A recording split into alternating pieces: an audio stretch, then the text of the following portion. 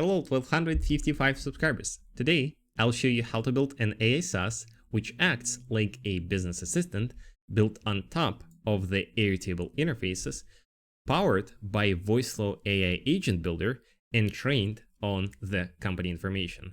It can also analyze the documents and create summaries. We'll first jump into the demo. I'll show how it works, then I'll explain how I came up with the idea, and then we'll go in depth so that you can see how everything works on the backend. This is Airtable interface. When we click and add a new chat, we can say, "Hi, how are you?" Something very basic so that you can kinda understand the flow. It will not send this specific utterance into the AI before we click submit, because it's waiting for us to provide additional details. But let's say that we'll not do that. We'll go to make and start this automation. So when we click submit, it will actually trigger this webhook and then go and call a few APIs of the Voiceflow AI agent and then provide a response like, "I'm great, thank you, how about you?" It can also remember the conversation. So each new chat that you start has its own memory, the same way as you start new chats inside Voiceflow Assistants, since it uses a specific custom variable that saves all the responses. And I'll explain you how it works later on. So we can say, "My name is Eugene," and click submit. So let's actually run this automation. You don't need to click the run, obviously. I'm doing that to show you how it's gonna work. We have a few routers depending on the information that we receive from the webhook, but again, we will discuss it later on. Nice to meet you, Eugene. And now if we say something like, "What is my name again?" It will essentially go through the same route, this one, because we already launched the conversation in the Voiceflow. Again, don't worry, I will explain everything later on. And it says, "Your name is Eugene." So it remembered the conversation. So I have an invoice which was generated by AI. So let's actually add this invoice as a file here, and says something like, "What are the products in this invoice?" So we have 3 products. What are the products in this invoice? Now, if we look closely here, it will go through the top scenario, because this is the first time when we submit the file. It will download the file, it will upload the file into the ChatGPT temporary vector database, and then message an assistant, try to analyze the file, answer this question, and also create a summary of this document so that we can use later on. So now we kind of have general liability, property, contract, bond. So these are the correct answers. Let's try something different. So let's say that we want to ask a question about a company. This is the company that I was using as an example. I saved some information about this company in the Voiceflow knowledge base. So if we start a new chat and say, "Hi, what services do you guys provide?" And when we create the chat, when we submit this question, start this automation, it will actually go through this specific flow. And if you can see here, we are providing a knowledge base as a data source. So it should analyze the data that we have on the backend and provide a clear response, like property, casualty insurance, safety products, and commercial and contract bonds. So this is the response that it got from this knowledge base. Okay, so I think you guys kind of understand how it works right now. Let me now explain how I came up with the idea. I run an AI agency. We primarily work with old school businesses. And usually when you are trying to sell them something like an AI agent, especially when we are talking about an internal use, because for the past several months, I would say that 90% of the agents that we build are made for the internal either sales or management team. And when you just provide like a chatbot, they don't really understand the value, since it does, to an ordinary person that never interacted with AI, it does look like a simple chatbot. And this is the problem when you are building a prototype or the demo before you actually solve the solution. And when you simply show the chatbot, they don't take it seriously, even if it can answer all of their questions. That's where the custom interfaces comes in handy. Obviously, you can use quite a few different apps like VectorShift or Stack AI. They have an option to create an AI agent and output it as a form, right? So you let's say we have the forms here, and if you go to the form, as you can see, when we deploy the change, we go to this URL, we have the same form. And this is much easier for the business to understand. So let's say they either ask the question and get the output, or they upload the file and ask the question about the file and get the output. So when you provide an internal assistant which looks like that, it's much easier for them to understand the value.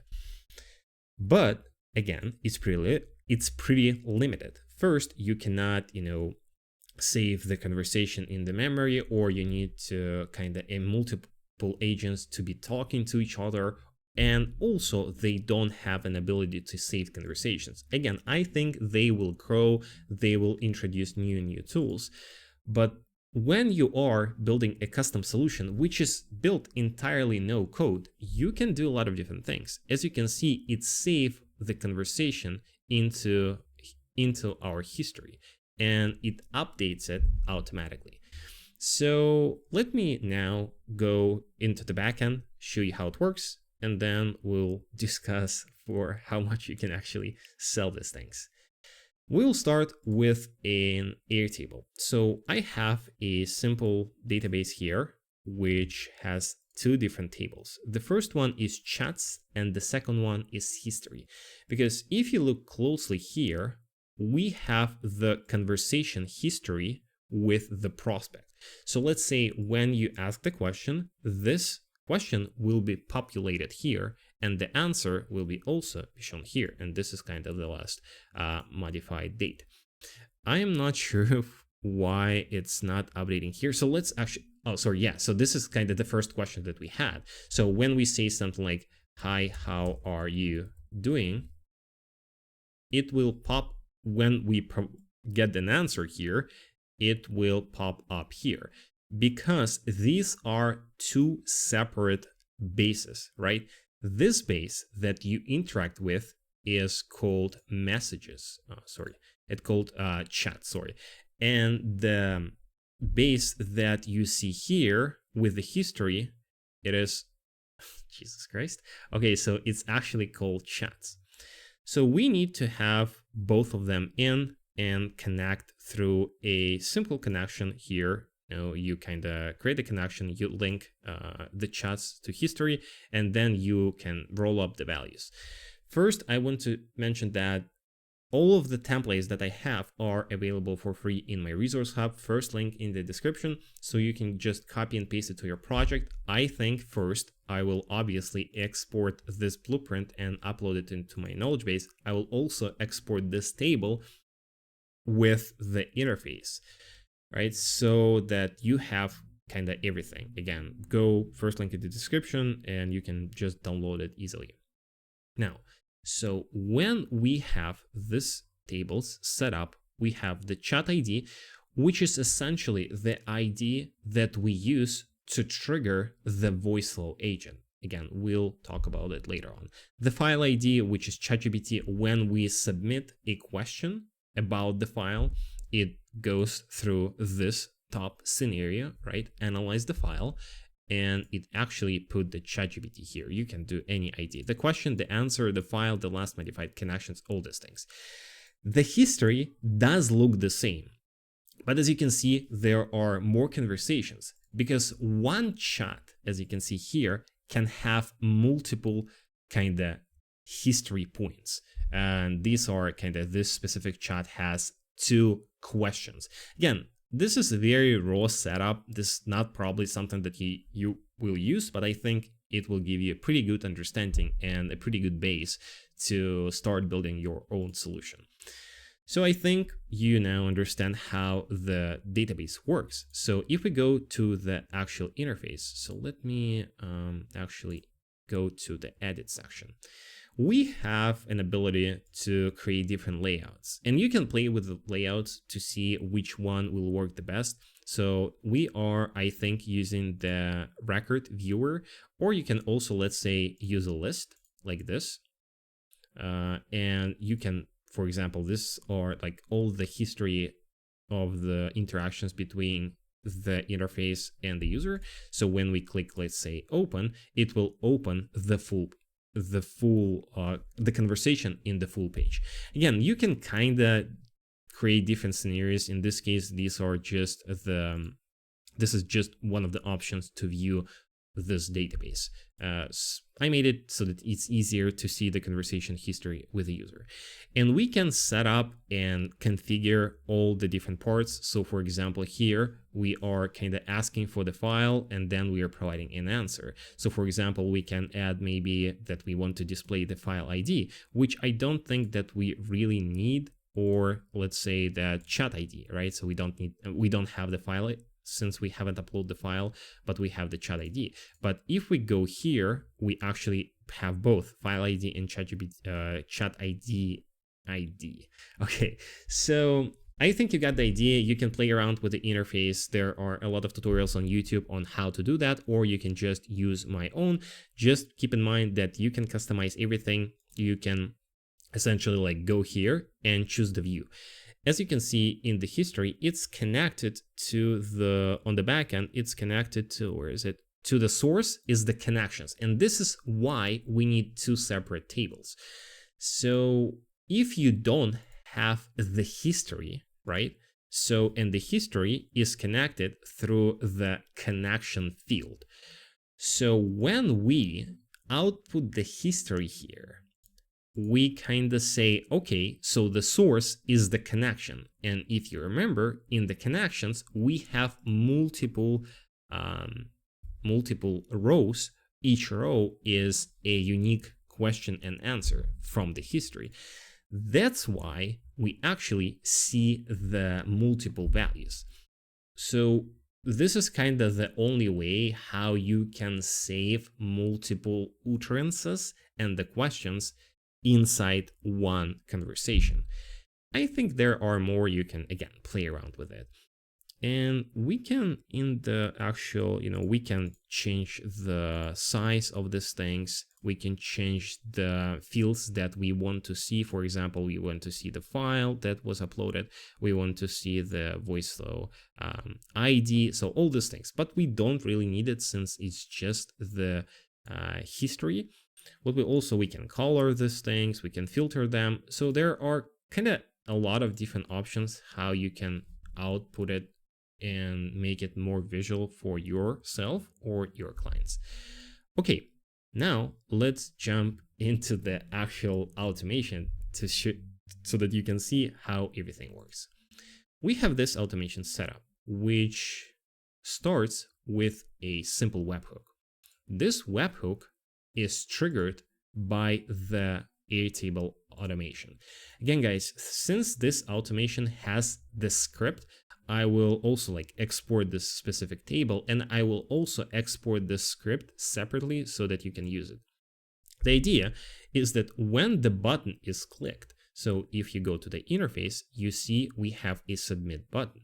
And in the action of the button, we have trigger, it says trigger webhook, but essentially this is triggering an automation, which is called trigger a webhook. So when you click this button, it will trigger this automation. And we say, okay, so when the button is clicked, please run this script. Again, I have another tutorial on my channel where I go in depth into the Airtable setup and how you can work with the scripts. But the idea is that you kind of first provide the variables that you want to pass and use in this script. In this case, this is a very simple script, which is calling the webhook, as you can see, to F. If we go here, this is the webhook. So we are triggering this webhook, and we are passing these variables like record ID, question files, Voiceflow file, and file summary into this webhook. And this is where we map. Okay, so the variable file actually has the value of the file field. This is like kind of how you actually pass the information from the Airtable. Now, when we click this button, this automation is triggered, and we pass some of the values here. As you can see, we have the record ID, which we use to update the records, as you can see here, when we do all of our things and we get the response from the AI. So either from a Voiceflow agent, so let's say we say, hi, how are you, or what services do you provide? We call the Voiceflow API, we get the output, and then we actually update the record which we passed it from, so that we can, see the response in the answer field. Okay, so, and we pass all of the things that we need. We have the first route, and this route is checking if we have a file summary or not. So let's say when we upload the file for the first time, it will go to the top scenario. And let's actually test this thing again. Okay, so let me actually go to done. What is the file about? Something like that. We'll say create.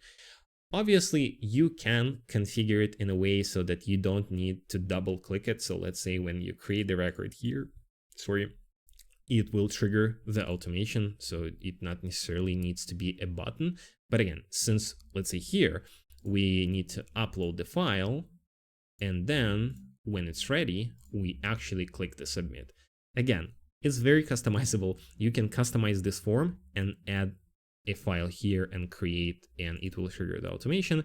But for the sake of this example, we'll keep it like that. So now, if we run it once, the webhook will wait till we click this button. So when we click it, it will be triggered, and it will go to the top scenario, because as you can see here, we don't have any file summary, right? So this is the first time we ran this chat with the file. So it goes here. Then it has another filter which checks for the file URL. So let's say that we don't have the file, but we might have the file. We might not have the file summary, but we might have the file URL, right? So that's where it will go here. But if it doesn't have the file summary, right? If it doesn't have the file summary, it goes here. But now it will ask, okay, so does it has the, if I go here, does it has the file URL? So the file summary doesn't exist. So, but maybe we don't pass the file. So that's where it will go to this scenario. Again, I'm not sure if I explain it properly. I hope you guys understand it. If you don't understand anything, put a comment and let me know. I respond to each one of your things. So it ran this automation, and essentially first we get the record from the Airtable. The problem is that when we upload the file, as you can see, this is the URL of this file. But this is not a proper URL that we can use. As you can see, it is not a direct PDF URL. For some reason, this is how we pass the information from the script. That's why we have another module which search for the same record, right? So since here we passed the record ID, so when we trigger this automation, we passed the record ID of this record. So now we can simply get the information about this record. So it's like the same thing, right? But here in the file URL, we have the file which is, we have the link which is direct link to the file. And then we can use it later on. We use the HTTP block to download the file, right? So we specify this file URL and we download the file. Then we have multiple ChatGPT steps. The first one is to upload the file so that we can use it further in the assistance step. I think you can even skip this part and just use the add files to a vector store, but this is just how I use it. Essentially, you are mapping, okay, so what file do you want to upload? And we are uploading the file from the HTTP step. Then we are adding this file to a vector store. This is kind of a new thing. I think they introduced it inside Make probably like a few months ago. Before that, we were just using the upload file. Now we kind of need to, let's say, either choose a vector store. You can create the vector store inside your platform OpenAI, and then choose and use one vector store for all of the conversations, or you can create a new vector store. File name, so here, let's say when we download the file using HTTP, we have the, where is it, header, we have the file name. So, and the name of the vector store can be, the same, like file name. So essentially one vector store will store one file. The days expires after, again, so that it will just delete it. Maybe if you need to use it long term, you can input any value here, and then you actually specify, okay, so what are the file IDs? So I'm correct. So first you need to do the upload file, and then you need to add the file to the vector store, because here it's asking us for the file ID. We cannot do the information like to input data here. Okay, so now when we uploaded the file, we then uploaded the file to the vector store. Now we have a vector store ID, right? And this is where the actual file is stored. And now we can message an assistant. Again, we have two different things: message an assistant and create a completion. So you have two separate modules inside Make: message an assistant and create a completion. Message an assistant is the custom assistant that you built on OpenAI. And let me actually do that right now to show how it's supposed to work. So if you go to OpenAI platform, now we can create an assistant here, right? And this is the assistant that I created called Files. It has an option for the file search and has the very basic settings. So you kind of create an assistant here. And then when you connect the ChatGPT module to, here, you create a connection, you will, and choose the message an assistant setting, you will have an option to choose the assistant that you want. As you can see, I have 3. So I choose the files, which is powered by GPT-4o, user, the role user, and here, so this is the second one. So let's see the first one, user. And for the message, we have the message from the user, right? From the webhook, we pass the message. What is the file about, right? So what is the file about? We are passing this field here. And this is the question that the assistant need to respond. And then here we choose the file search, and for this file search resources, we use the vector store ID. So now this assistant will get the file that we, did the manipulations with in these 3 steps. It will get it as a reference, and then it will try to answer the question that we asked here and passed through the webhook and provide a response, right? So now, if we go here, right, message an assistant, result, the file is an invoice, and this is a summary of this, kind of an answer to our question, right? What is the file about? The file is an invoice, okay, right? So I think you got the idea. And then essentially you can pass this variable here, create the Airtable, update the record. We are updating the same record. That's why we are passing the record ID. Chat ID, we actually needed in order to continue the conversation with the Voiceflow, but I will explain how it works when we talk about the, working with the Voiceflow APIs.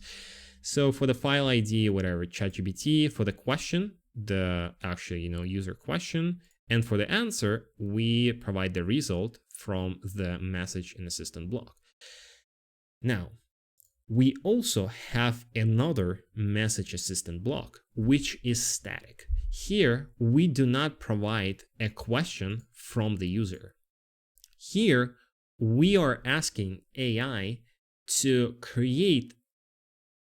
to analyze the document and output all the information in this document in a markdown format. You have multiple integrations, I think, in Make that can do it better and natively. But again, for the sake of this example, we are using just ChatGPT. Why? Because we don't, let's say here right now, when I will ask another question, send me one product that is mentioned in the invoice.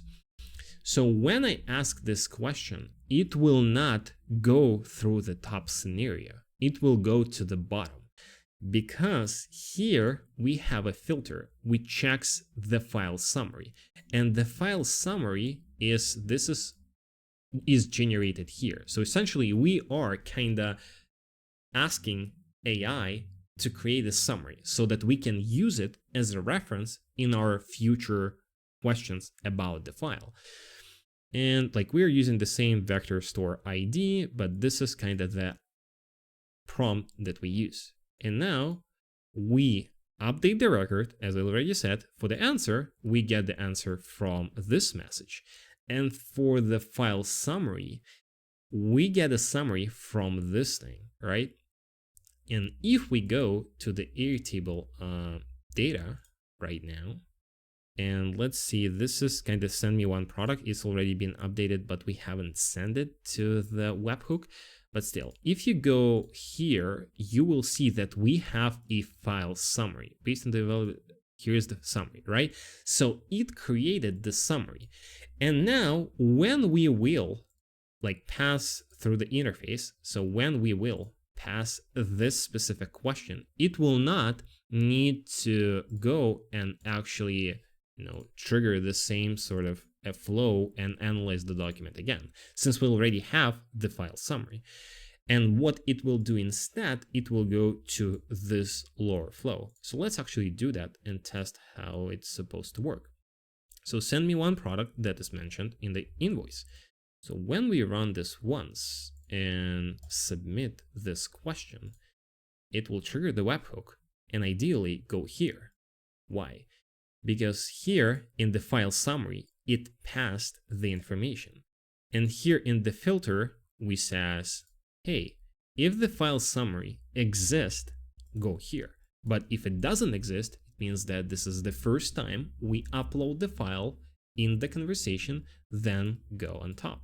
And yeah, and essentially this is pretty easy, right? So we are passing the question. This is the user question, this one, and this is the additional information, the file summary, and we update both of the records. And we have one product, the general liability insurance. Okay, I think you get the idea. This is how you actually process the files using this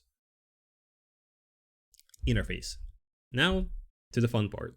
How do you actually connect Voiceflow to this interface? Voiceflow actually has a pretty good dialog flow APIs. Essentially, these are the tools that allows you to interact with the assistant that you built here through the API calls. So this is a very simple Voiceflow setup. Essentially, when we have a start, we're greeting the user, creative, short, one sentence, add one emoji, then we're waiting for the reply. Then we are saving the information into the custom memory variable. This is the function called custom memory. Again, if you download in the first link in the description this specific template, you will have it. If you want to use this variable in your project, you just select it, export it, and then you import it in your project. This variable, this function saving the last user utterance and the last response from the bot into the custom memory variable. Then we kind of have a prompt. So let's say when we say hi here, we say it will greeting us as a user. We will say hi. It will save this, response from the bot. It will save our utterance as hi, and we'll go to the next step. And here we say, hey, answer the user question, be creative, one sentence and short, and then use the conversation history as a reference. And we are providing the variable. But as a data source, we are using the knowledge base. That's why here, when you ask a question about the business, it uses the knowledge base from here to respond. And this is kind of the very basic knowledge base, just the text. I went to the website, Control A, Control C, and pasted the text. Obviously, in real use case, you will have much more information here. You can upload the URLs directly. You can upload the files, and you can, create a more structured data in the Markdown and then upload it here. So essentially, like this is kind of a utterance, and and it responds to the user query. It then wait for the user response, analyze the memory, and then go back. We actually have an intent, send an email here, which is actually not relevant to this tutorial. This is just the template from one of my earlier tutorials. So, but usually you interact with Voiceflow agents through a simple chatbot interface, right? So you either go and kind of do you actually like do the publish, and you export and create the script, and you kind of create the either a chatbot on the right, or on the right corner of the website, which pops up and you can talk to, or you create a full page embed like I did in my tutorials here. Let's see if it's gonna load. Yeah, so either here. This is how you usually interact with the Voiceflow bot. But you can also interact with the bot through the API calls, right? So you can go to the embed widget. I think you got the idea. Or you connect it to the third-party apps like VoiceGlow or Chat. Now, how do we call this flow through the APIs? You actually have a pretty good documentation on the Dialogflow APIs and Dialog Management API from the Voiceflow. They explain everything. If you understand how APIs work, it's gonna be easy for you. But if you don't worry, I will explain it right now. So essentially, this is the Postman. This is where I was testing the API calls. We have two main calls, right, that you need to keep in mind. The first one is launch the agent. That's why if you look closely here, let's say this, if we go to this scenario, the first one has one API call to one endpoint, right? But here it has kind of the same endpoint, but here it has two API calls because the first one launch the conversation. So you can, let's say when we run, we need to run the test. And when we click this button, this is considered as launch, right? So you need to launch the chat and then you continue to talk to the AI. That's why we have here, this is the endpoint that we use. And if you look closely here, test user 123. This is the ID of the user that we will use to continue the chat. For example, so let's say we are using let's say 1, 2, 3, 4, 5. This is the ID, interact, headers, authorization, just the API key, version, the development, content type, application JSON, pretty standard. In the body, we have a very simple request. We don't even pass a question, right? So we just say, okay, launch the new conversation with the ID 1, 2, 3, 4, 5. When we send, it says the error cannot resolve the version. Please try it. API key is correct. Okay, so maybe it's the wrong API key. Maybe, yeah. So I probably did not update it here. So you copy your API key. You go here and in the headers, you update it. So let's check. Yeah, so it launched a conversation and it says, hey there, how I can sprinkle some magic into your day. The same way as you launch the conversation here, right? So when you click start, it will kinda do the same thing. It will add an emoji, and that's where you can see it's actually the same exact utterance. Now, okay, so we launched the conversation, and now Voiceflow will remember this idea. So how do we continue to interact with the assistant? We have, you can do that inside the same, you can just change the body, but I have a separate call that's where, also in Make, we have two separate calls. So essentially it has, as you can see, it kind of has the same endpoint. Let's say we just need to change 1, 2, 3, 4, 5. So it has exactly the same endpoint and actually exactly the same headers. The only difference is in the body. So here we say, okay, launch this agent. But here in the body, where is it? Yeah, sorry, I messed it up, I think. Okay, so I have body the same in both of them. So let's actually go to Make and see the second call. So let me actually copy it and paste it, let's say here.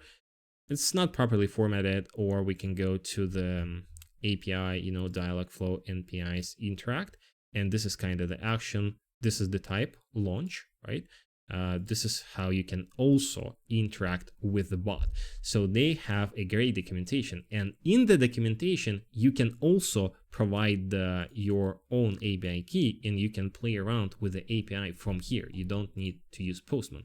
So essentially here we kind of do the same thing, but let's say action, but now the type is text. So here in the action, type launch, but here type is just text, and in the payload we will use our question, like, how are you doing?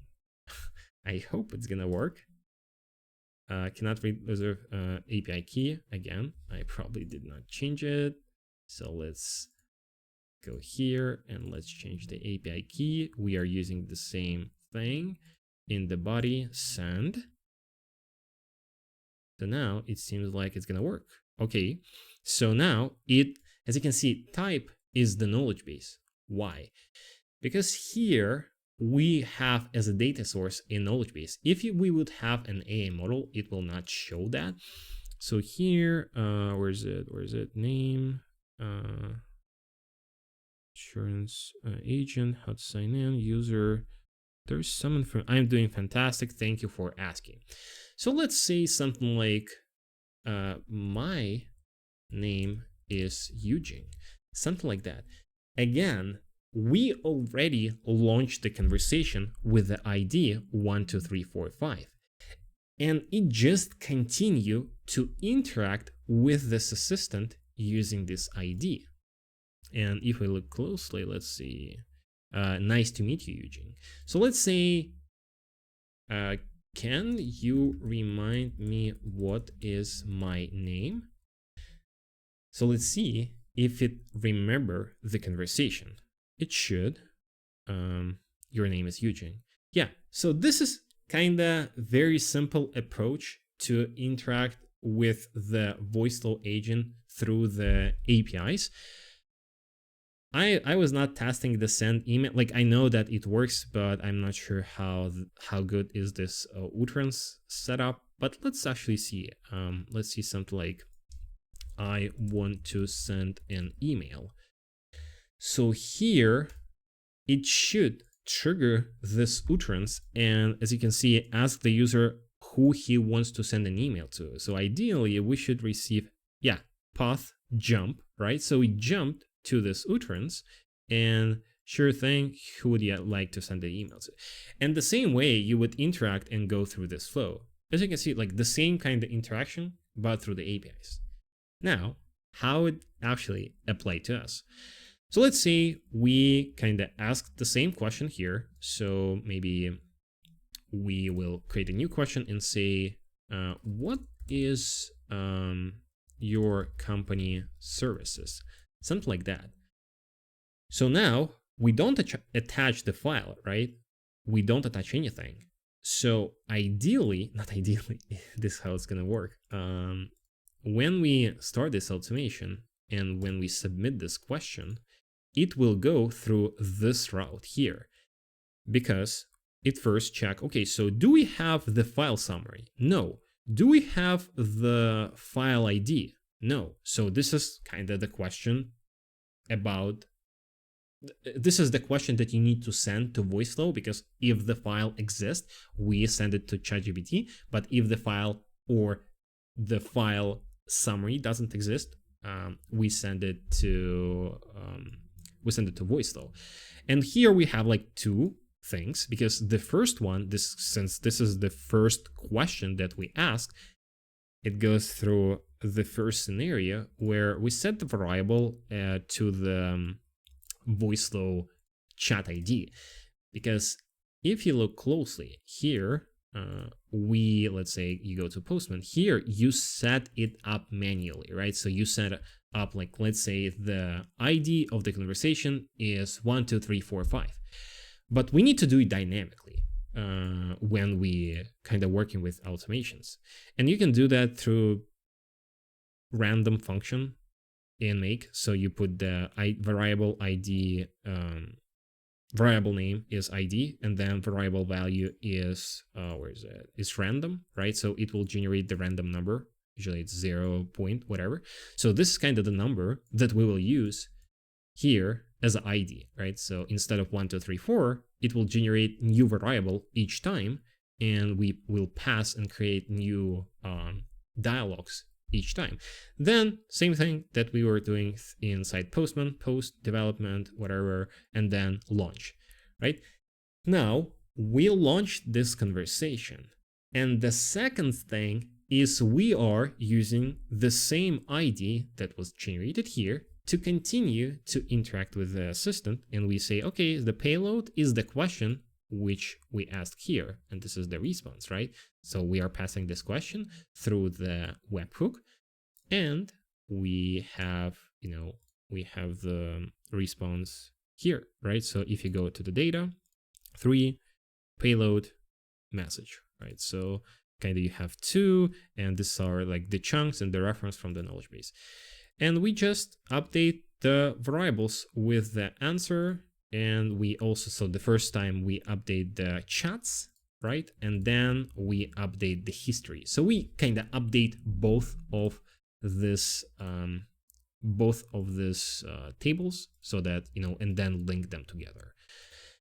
So this is kind of how the first question goes. But then let's say inside the same, let's done it. So inside the same chat, when we say, okay, maybe send me one service that you offer.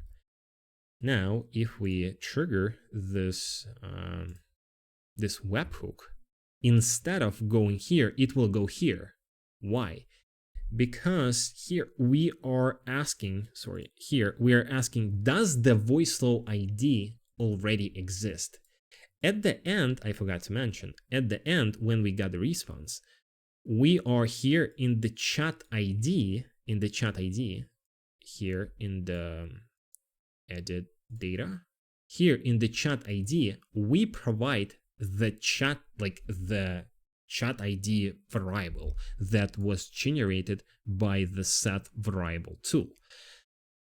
So then, it essentially, when it provided as the first answer, it updated this chat ID.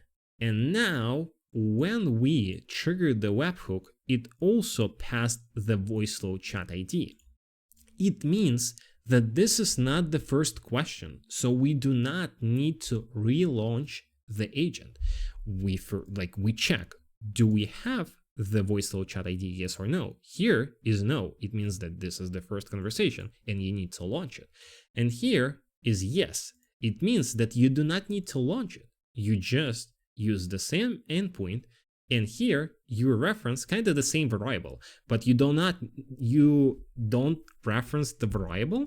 You just reference the Voiceflow chat ID value, which was passed by the webhook, because again, it was saved when we ran this scenario. Okay, guys, I think kind of you should get an idea how it interacts with the Voiceflow on the backend as well as the ChatGPT.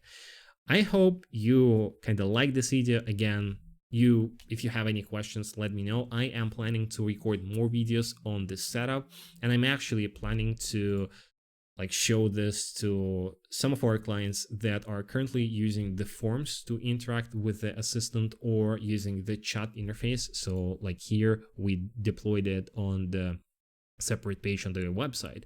So I think this is kind of the new way how we would offer our services through the custom interface. And you can do a lot of different things here, a lot, right? So you can connect different apps. So the possibilities are endless, and I'm planning to do more videos on this topic. I hope you like it. Please press the like button, subscribe, first link in the description, my newsletter and resource hub. Thanks for watching. Peace.